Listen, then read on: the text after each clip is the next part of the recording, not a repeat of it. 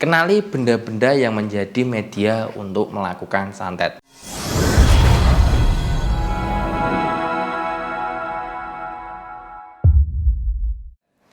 Assalamualaikum warahmatullahi wabarakatuh dan salam sejahtera buat kita semua.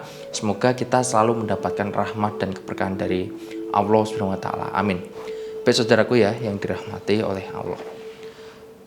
Karena banyaknya chat yang masuk dan konsultasi langsung ke saya ya, menanyakan perihal benda kiriman santet dan media yang digunakan untuk santet. Maka dalam kesempatan kali ini ya, saya akan berikan beberapa tanda dan apa saja media yang biasa digunakan sampai yang paling sering digunakan untuk melakukan santet ini. Ya, jadi ada banyak kasus dan kejadian di mana orang itu mendadak sepi usahanya, mendadak hancur rumah tangganya, dan ada juga yang mendadak sakit tanpa sebab yang jelas, dan itu semua terjadi karena ada seseorang yang memang sengaja mengirimkan sihir atau santet kepada orang tersebut dengan tujuan supaya tidak ada persaingan dalam usaha. Rumah tangganya hancur dan karena dendam dan rasa iri itulah yang pada akhirnya membuat seseorang itu nekat dan berani melakukan hal semacam itu. Saya akan jelaskan apa saja ya benda atau media yang biasa digunakan untuk santet. Adapun yang pertama ada media tanah kuburan. Tanah kuburan ini adalah media santet yang paling sering digunakan untuk membuat dan menjatuhkan pesaing bisnis dan usaha seseorang ini ya. Oleh karenanya biasanya santet yang menggunakan media tanah kuburan ini paling sering ditemui di tempat-tempat usaha.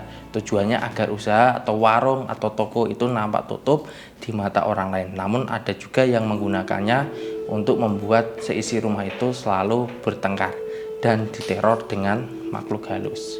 Kemudian yang kedua ada binatang berbisa seperti ular, kelabang, dan juga kalajengking. Nah, binatang-binatang yang mungkin jarang ditemui di rumah kok tiba-tiba muncul di rumah Anda dan itu nampak berkali-kali. Hati-hati ya, karena itu adalah salah satu media yang bisa digunakan untuk meneror dan menyantet korbannya. Kemudian yang ketiga ada foto. Kenapa kok foto termasuk dalam media yang digunakan untuk santet? Karena proses ya untuk melakukan semacam sihir dan ilmu hitam itu pasti dibutuhkannya objek yang akan dituju, dan oleh karenanya foto ini akan diikat pada sebuah boneka dari jerami, dan mulailah dukun atau pelaku ilmu hitam akan mulai melakukan ritual dan membacakan mantra agar korban merasakan sakit ketika boneka jerami itu ditusuk dengan benda tajam. Dan tiga inilah ya yang paling sering digunakan untuk melakukan santet, dan tentu selain dari tiga hal ini masih ada banyak lagi media-media yang digunakan untuk mengirimkan santet.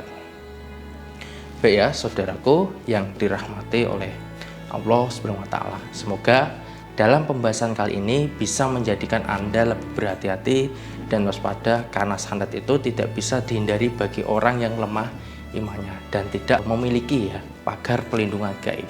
Oleh karenanya sering saya sampaikan betapa pentingnya setiap orang itu untuk memiliki yang namanya pagar pelindungan gaib bagi dirinya, dan jangan sampai terkena baru menggunakan pagar pelindungan gaib ini, karena lebih baik mencegah daripada mengobati.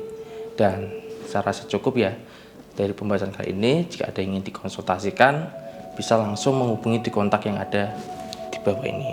Dan saya Kang Sudiro pamit undur diri. Assalamualaikum warahmatullahi wabarakatuh dan salam sejahtera.